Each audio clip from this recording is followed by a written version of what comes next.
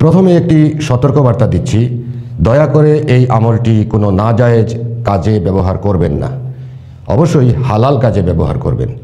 এই আমলটি খুবই কার্যকর এবং গুরুত্বপূর্ণ। এটি দুটি বিষয়ের উপরে কাজ করে এবং এই আমলটি আগের যুগেও ছিল, তবে ভিন্ন পদ্ধতিতে ছিল। এখন নতুন টেকনোলজিতে আসছে। কিভাবে আসছে আমি প্রথমে বলে নিচ্ছি। এই তাবিজটি আগের যুগে কাউকে পাঠানো হতো চিঠির মতো করে। যখন অপর পক্ষ থেকে কেউ সেটা দেখত, দেখার পরে তার উপরে এটির কার্যকারিতা শুরু হতো। কিন্তু অনেক ক্ষেত্রে চিঠি পাঠানো বা চিঠি দেখানো সম্ভব হতো না, কিন্তু এখনকার যুগে সেটি খুবই সহজ হয়ে গেছে। আপনি মোবাইলের মাধ্যমে অপর পক্ষকে আপনি পাঠিয়ে দিতে পারছেন এবং সাথে সাথে সে সেটি দেখছে এবং তার উপরে এটির কার্যকারিতা শুরু হবে। দুইটি বিষয়ে যে কাজ করে সেই দুইটি বিষয় হচ্ছে, স্বামী হলে স্ত্রীর ক্ষেত্রে, স্ত্রী হলে স্বামীর ক্ষেত্রে কাজ করবে ভালোবাসা বৃদ্ধির জন্য। স্বামী স্ত্রীর মধ্যে অটুট ভালোবাসা, প্রবল ভালোবাসা, পাগলের মতো ভালোবাসা সৃষ্টি হওয়া শুরু হবে। আর 2 নম্বর, স্বামী অথবা স্ত্রী যদি অন্য কোথাও পরকীয়া করে থাকে তাহলে তার পরকীয়া ধীরে ধীরে নষ্ট হতে থাকবে, সেটি স্ত্রী হোক বা স্বামী হোক। এটির পদ্ধতি বা নিয়ম আমি তাবিজটি তৈরি করার পরে ইনশাআল্লাহ আপনাদেরকে জানিয়ে দিব। প্রথমে দেখে নিন কিভাবে তাবিজটি তৈরি করতে হয় এবং আপনি কিভাবে তৈরি করবেন বা আপনি কিভাবে ব্যবহার করবেন সেটি আমি ভিডিওর শেষের দিকে বলবো। না টেনে শেষ পর্যন্ত দেখতে থাকুন। প্রথমে লিখতে হবে বিসমিল্লাহির রহমানির রহিম।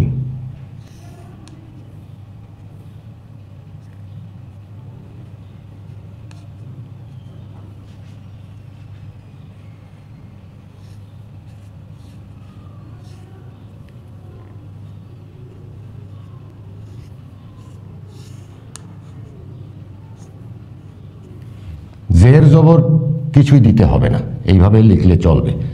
তারপরেও আমি এখানে জের জবর দিচ্ছি।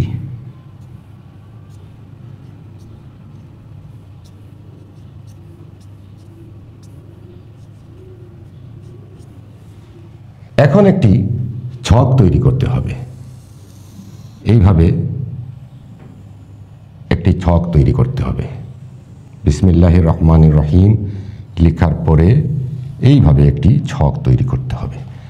ছকটির মধ্যে 4টি রেখা টানতে হবে, ঠিক এইভাবে। এখানে একটি, এখানে একটি, এই হলো 2টি, আর এই দিকে 2টি। এইভাবে টানতে হবে। প্রথম এই বক্সের মধ্যে লিখতে হবে আহুব্বি, এইভাবে লিখতে হবে। এখানে তাসদীদ দিতে হবে। এই যেভাবে আছে সেইভাবে লিখতে হবে। এই ছকের মধ্যে একটি সংখ্যা লিখতে হবে।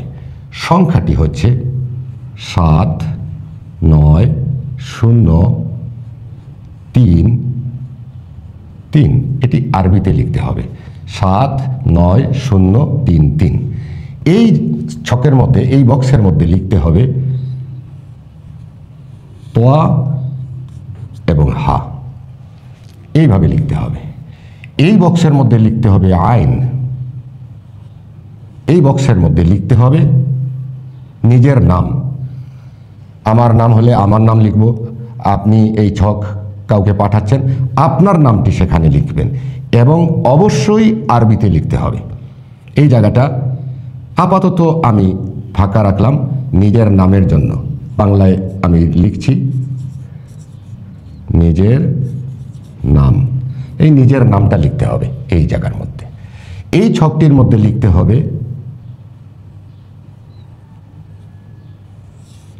ইয়াসিন। ইয়া খাড়া আলিফ, খাড়া জবর, এখানে এইভাবে ইয়াসিন। এই ছকটির মধ্যে লিখতে হবে ফা। আর কিছুই লিখতে হবে না, শুধু ফা। এই ছকটির মধ্যে আরেকটি সংখ্যা লিখতে হবে এইভাবে, এইরকম করে আরবিতে লিখতে হবে। সেটি হবে 5008 9। এগুলো গাণিতিক সংখ্যা, এটির মধ্যেই রয়েছে মূল টেকনিক, যেটা এক্সপ্লেন করা সম্ভব না, এক্সপ্লেন করলে কেউ বুঝবেও না। এটার মধ্যে রয়েছে আসল আধ্যাত্মিকতা। এবং এই জায়গার মধ্যে লিখতে হবে আবার এই রকম আহব্বি, আহব্বি, এখানে বা, আর এটার উপরে তাসদীদ। ছকটি ভালো করে দেখে নিন। আহব্বি পরে নাম্বার, তারপরে তহা আইন, নিজের নামটা আরবিতে লিখতে হবে। ইয়াসিন ফা পরে একটা সংখ্যা, কয়টা সংখ্যা, এরপরে আবার আহব্বি, এটার মতো এটা। নিজের নামটা অবশ্যই আরবিতে লিখতে হবে। এই কথা কেউ বলবেন না যে আমি আরবি জানি না, আরবি পড়তে পারি না, আরবির অর্থ বুঝি না, লিখতে পারি না। এগুলো কোনো মুসলমান বলা ঠিক নয়, জায়েজ নয়। কারণ আরবি অবশ্যই জানতে হবে। কবরের ভাষা, হাসরের ভাষা, মিজানের ভাষা, পুলসিরাতের ভাষা, জান্নাত জাহান্নামের ভাষা, এমনকি আল্লাহ রব্বুল আলমিনের ভাষা, আরশের ভাষা, লৌহে কলমের ভাষা, লৌহে মাহফুজের ভাষা, রসুল করিম সাল্লাল্লাহু আলাইহি ওয়াসাল্লামের ভাষা, সমস্ত ফেরেশতা কুলের ভাষা, সব ভাষাই হচ্ছে আরবি। পবিত্র কুরআনুল করিমও আরবি।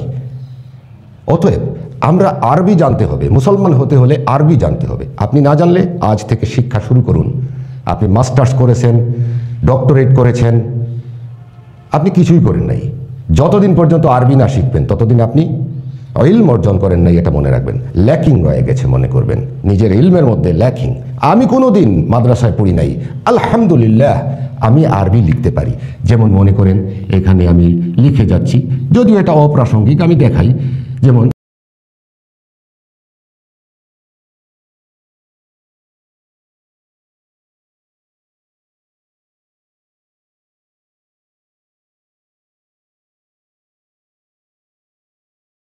আলহামদুলিল্লাহ রব্বিল আলামিন আর রহমানির রহিম মালিক ইয়াউমিদ্দিন।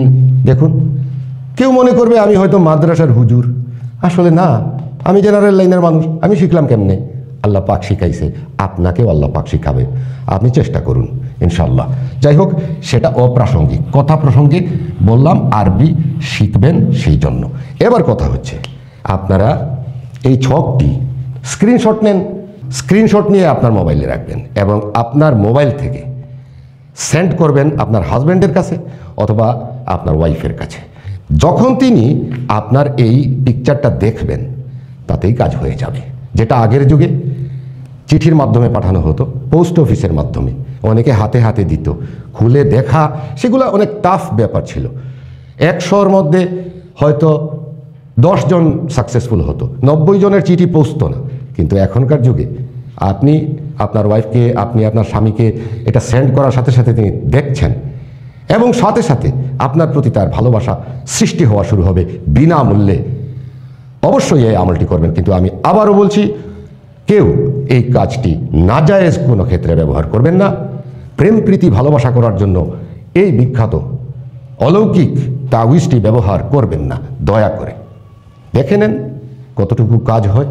রুহানি মামা সব সময় অলৌকিক এবং আধ্যাত্মিক তদবির মানুষকে দিয়ে থাকে এবং বিনামূল্যে।